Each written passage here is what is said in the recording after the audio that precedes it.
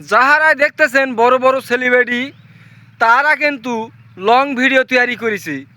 আর long video তৈরি করলে পারুন watch time বেশি আসে, সে ভিডিওগুলো থাকে এঙ্গেজমেন্ট বেশি আসে, সে ভিডিওগুলো বোঝানোর মতো কথা থাকে, সে ভিডিওগুলো থেকে মানুষ কিছু উপকৃত হয়। আরও ভালো ভালো ভিডিও করার মতো কিছু বড় বড় কমেন্টের মাধ্যমে মানুষ জানিয়ে থাকে।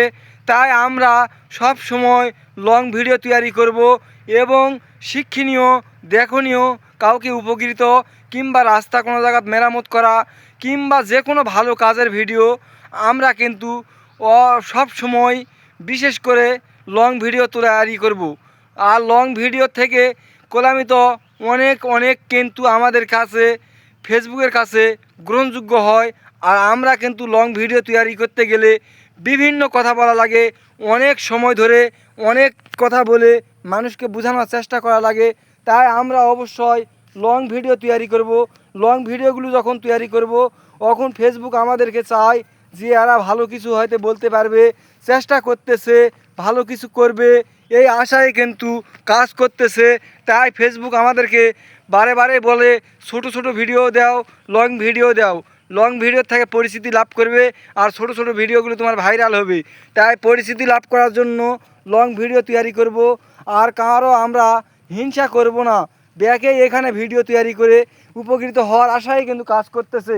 কেউ ভালো করা পারতেছে, কেউ পারতেছে না, সে বলতে সমালোচনা করার দরকার নেই, সহযোগিতা করো, ভালো পরামর্শ দাও যে ভাই তোমার ভিডিওগুলো হচ্ছে না, তুমি আরও ভালো ভিডিও করো। তা নয় হিংসা করতেছেন, ভিডিওটা 2-1 সেকেন্ড না দেখতে ঠেলা মারতেছেন, এগুলা কাজ করা যাবে না।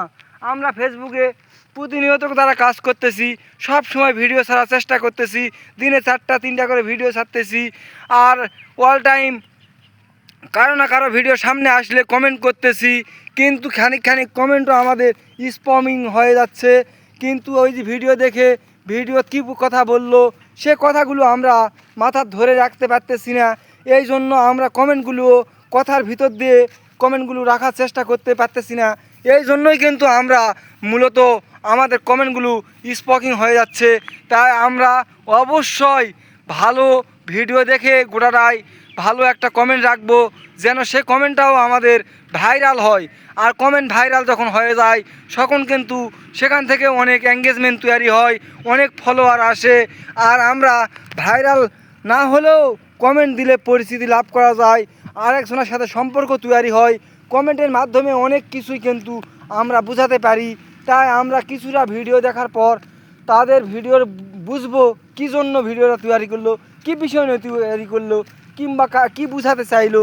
এসব যদি বোঝার পর আমরা কমেন্টটা রাখি তাহলে কিন্তু সে কমেন্টটাও গ্রহণযোগ্য হয়, ওই কমেন্ট থেকেও আমাদের পরিস্থিতি লাভ করা যায়।